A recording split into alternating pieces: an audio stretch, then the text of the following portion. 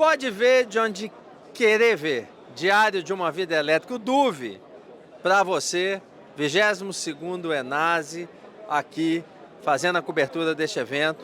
E eu tenho a satisfação, eu e Zóio aqui agora, de ter conosco Donato, da Volt Robotics, que é um dos nossos patrocinadores nessa cobertura. Donato, mais uma vez, obrigado pelo apoio a esse processo de contar a história do setor elétrico. O Enase é um evento referência no nosso setor, 22º, como a gente disse. E o segundo que a gente está junto, ano passado a gente fez essa cobertura também, junto com esse rapaz aqui. E ele veio porque ele falou, Guilherme, eu quero de novo, eu sei que o Donato vai, eu quero de novo perguntar um trem para ele. Há uma discussão, e a Volt muito envolvida nisso, né? Com relação à questão da inteligência artificial. Pergunta que o Zóio quer te fazer, inteligência artificial dentro desse contexto e dentro do nosso setor, é uma realidade, de fato, traz soluções? Vocês que estão muito perto dessa discussão, como é que você tem visto isso? Obrigado. Obrigado, Crispim, obrigado a todo mundo aí que nos vê, né? Parabéns aí pelo crescimento do DUV, a gente tem acompanhado de perto desde o começo, um trabalho sério e engraçado ao mesmo tempo, então muito divertido, bom, né? Divertido. Então o setor precisa desse humor, né, para as pessoas começarem a se interessar e entender mais sobre energia, então no momento do setor isso é super importante. Essa questão da IA, da inteligência artificial, né, a gente cresceu assistindo o Exterminador do Futuro, né? E agora a gente está vendo assim, a IA vai dominar o mundo, aquela ameaça. Existe uma visão que é um pouco, de certa forma, às vezes romântica, às vezes dramatizada, né? Às vezes ameaçadora. Então ela é uma visão assim, como que a gente enxerga nas aplicações do setor elétrico essa questão da IA? A gente tem muita informação, você sabe o quanto cada usina está gerando, você sabe o quanto está chovendo, você sabe quanto está tendo de sol, você sabe quantas pessoas estão consumindo de energia, você tem muita informação e ela está dispersa num monte de lugar e ela nem sempre está correta, né? Às vezes ela está errada inclusive. Então, para a gente, o que é a inteligência artificial? É como se a gente tivesse um binóculo, né? Que a gente colocasse no olho e a hora que a gente olha para esse monte de dados, a gente consegue achar significado.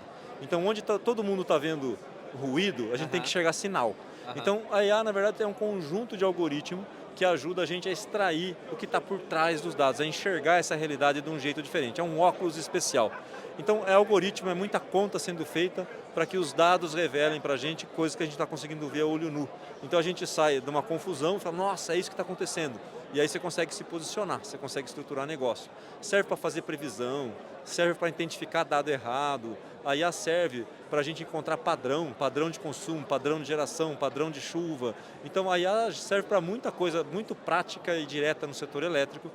No fundo é transformar esse monte de informação em sinais concretos para a gente poder atuar. Bom, eu também te acompanho já há algum tempo, né? Você teve a oportunidade, assistam inclusive, o Donato conta a história dele no setor elétrico e o tanto de história de vida também lá no DUV, no Diário de uma Vida Elétrica, num podcast que a gente fez. E por isso sei, Donato, que o tema inteligência artificial, ou inteligência ou dados é algo que está no teu DNA há muito tempo, né? Olhando para o setor elétrico agora, né, tudo isso que está chegando, acontecendo, falando de armazenamento, de BESS, falando de curtailment, trazendo um tempero aí com tarifa que virou um desafio entender, né, eu gosto muito de uma provocação que vocês fazem lá na Volt, né, para onde vai a tarifa. Então, isso que você acaba de dizer, a IA pode nos ajudar com essas novas previsões, ferramentas, tecnologias, é isso? É isso, vamos pegar um exemplo prático, por exemplo, sobre curtailment, né? O ONS, ele manda as ordens de corte para as usinas, elas têm que obedecer às ordens, hora a hora ela só pode gerar um tanto, né? Você imagina, o ONS faz a programação de meia em meia hora, são 1.500 conjuntos, então você tem 1.500 conjuntos de meia em meia hora com informação. E esses conjuntos têm 5 ou 6 informações super relevantes. O conjunto tem que falar o quanto ele está disponível, ou seja, o quanto que ele pode gerar. Cada conjunto manda o quanto está gerando. Cada conjunto manda a informação, se for uma solar, do quanto está tendo de sol, se for uma eólica, do quanto está tendo de vento, então a informação de combustível. Cada conjunto tem lá uma curva, para quê? Se está ventando e eu não estou gerando, porque eu recebi uma ordem de corte, quanto eu geraria se eu não tivesse essa ordem? Então tem que fazer essa conta e depois o quanto você poderia gerar e o quanto você não gerou porque você foi proibido pela ordem de corte, é o corte em si. Então 6 variáveis para 1.500 usinas de meia em meia hora. É muito dado. As empresas têm dificuldade, inclusive, né, de gerenciar tanto dado ao mesmo tempo. Tem que mandar isso toda hora para o ONS, né? Então, o que a gente fez, por exemplo, com o curtailment? A gente montou uma base. Nessa base, a gente tem os cortes de todas as usinas do Brasil. É uma base que hoje já tem mais de 5 bilhões de linhas de informação. E a gente desenvolveu um aplicativo, que é o Tracker, onde as empresas vão lá e conseguem ver o que está acontecendo com elas e o que está acontecendo com o setor. Então, assim, puxa, eu fui mais ou menos cortado do que o meu vizinho. Esse é um ponto. Ou eu fui cortado por uma razão energética. Os meus vizinhos foram cortados pela mesma razão? Tem mais corte de sábado, domingo ou de quarta e quinta? Tem mais corte no mês ou no outro? Ao longo do tempo, a gente tem dados desde outubro de 2021. Ao longo do tempo, as usinas estão sendo mais ou menos cortadas. Uma região está pior do que a outra. E aí, o que a gente percebeu também, colocando a nossa lupa? Que tinha uma diferença entre algumas usinas que são nossas clientes, a gente lê o dado direto do SCADA delas. E a gente lê o dado do ONS. E a gente compara. A gente começou a enxergar diferenças nesses dados. Aí a gente mapeou todas as diferenças e utilizou a inteligência artificial para segmentar e para identificar padrão nessas diferenças.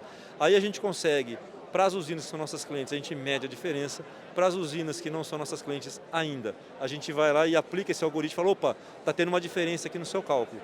Só para você ter uma ideia, a diferença entre o que o ONS publica e o que as usinas enxergam hoje, para as usinas eólicas e solares, ela já passa de 1,5 bilhão de reais. De diferença. De diferença. Então a gente consegue fazer e ajudar os clientes, olha, precisa corrigir um sistema, precisa melhorar uma regra. É muito dinheiro, hein, Donato? Então, mas é conseguir enxergar esse monte de dados, essa bagunça, enxergar os sinais e transformar eles em negócio. Então esse é um dos pontos, por exemplo, com o curtailment. Com o curtailment. Com o curtailment. E quando a gente fala para onde vai a tarifa, né? Como é que você faz essa medição, essa proposição? O para onde vai a tarifa, a grande aplicação que a gente achou ali para a inteligência artificial é que a tarifa, imagina, ó, a CDE vai subir, né? Ou uma distribuidora investiu mais, a tarifa subiu mais. Ou um grande contrato de energia de uma distribuidora acabou, a tarifa caiu. Todas essas coisas vão ser sentidas pelos consumidores, a conta vai diminuir ou a conta vai aumentar. E pelos investidores em GD que usam a tarifa, às vezes pelos varejistas que vendem um produto atrelado à tarifa. Qual que é o grande ponto? Se a gente só faz a conta, o quanto mexe na tarifa, a gente não vai estar capturando a reação do consumidor. Essa reação muda o mercado, e se muda o mercado, muda a tarifa. Então a gente usou a inteligência artificial no para onde vai a tarifa, justamente para modelar o comportamento do consumidor. E aí a gente consegue ter uma previsão de tarifa que leva em conta não só o que está acontecendo no setor, mas também a reação das pessoas a essas modificações. Essa é a grande inovação que tem no para onde vai a tarifa, é aplicar a inteligência artificial, prever comportamento, prever o impacto nos encargos, no mercado, e aí calcular uma tarifa que capture melhor a reação das pessoas. Muito bem, pergunta minha, que ele já perguntou demais, ele inclusive ficou, o olho você viu que ficou espantado com esse valor de 1,5 bilhão de número que está em cima da mesa, dá quase metade de um faturamento da Volt no mês, é muita coisa, muito dinheiro. Donato, brincadeiras à parte, um evento como esse, um Enase, 22º, andando aí já, chegando no final do primeiro dia, nas conversas que você já teve com outros atores aí, e atrizes desse nosso setor, o que dá para sentir desse momento? Olha, o setor está vivendo um momento, primeiro, né, tem a crise do curtailment, está todo mundo esperando ali algumas ações que estão sendo realizadas pelo Ministério de Minas e Energia, né, coordenando, mas tem sistemas especiais de proteção que vão entrar, um anúncio aí de novos limites de intercâmbio que vão proporcionar uma redução dos cortes, mudança nessas regras para fazer as contas, né? Tem lá um limite de 5%, tem uma questão da disponibilidade. Então, o setor está de renováveis esperando um alívio do corte. Opa, temos esperança. Ao mesmo tempo, tem expectativa de votação dos jabutis das eólicas offshore. Se o veto cai, né, entrando aquelas usinas que forçosamente vão compor a base, o curtailment lá na frente dispara e fica pior do que está hoje. Então a gente está vivendo hoje uma sensação de esperança e desespero ao mesmo tempo. De esperança, as medidas do Ministério vão ser boas, e desespero, não podemos derrubar o veto, tá certo? Então acho que o setor vive isso hoje. E a gente vê com a medida provisória 1300, né, essa questão da alteração da estrutura de alguns itens do setor, o setor está numa expectativa. A gente vê os dois assuntos mais debatidos na medida provisória. Um deles é a questão do fim do desconto para as usinas incentivadas, né, o desconto do consumidor. E isso tem mexido muito com o setor financeiro também. E a gente tem feito as contas para ajudar o pessoal nisso.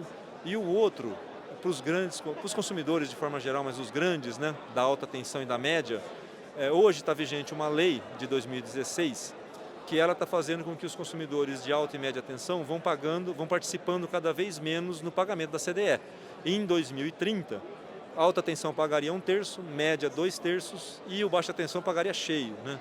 A medida, ela trava esse processo até 2030 e a partir de 2030 ela começa um reequilíbrio até 2038 para todo mundo pagar a mesma coisa em relação ao consumo, tanto faz ser grande ou ser pequeno. Isso, para quem estava esperando reduzir, congelar e depois nivelar, o pessoal está sentindo isso e os pequenos consumidores que estariam pagando essa conta, né? Então já estão sentindo. E com essa mudança vão ter um alívio, eles não conseguem perceber isso. Então a gente está vendo tem muita discussão em cima da redistribuição da CDE e muita discussão em cima do fim do desconto. A gente tem feito muita conta para mostrar para o pessoal os impactos disso tudo e realmente são temas relevantes. Pode ver de onde querer ver. É isso, diários de uma vida elétrica, conversas elétricas desse nosso setor. Zóia, só um pouquinho para mudar o braço aqui. Donato Filho, CEO, fundador da Volt Robotics, patrocinadora do DUV itinerante aqui no 22º Enase. Papo muito bom. Donato, muito obrigado. Valeu, Crispim. Genial, mais uma vez. Valeu, gente. Segue a gente, veja o podcast desse rapaz que é muito bom. A gente se vê. Um abraço. Valeu.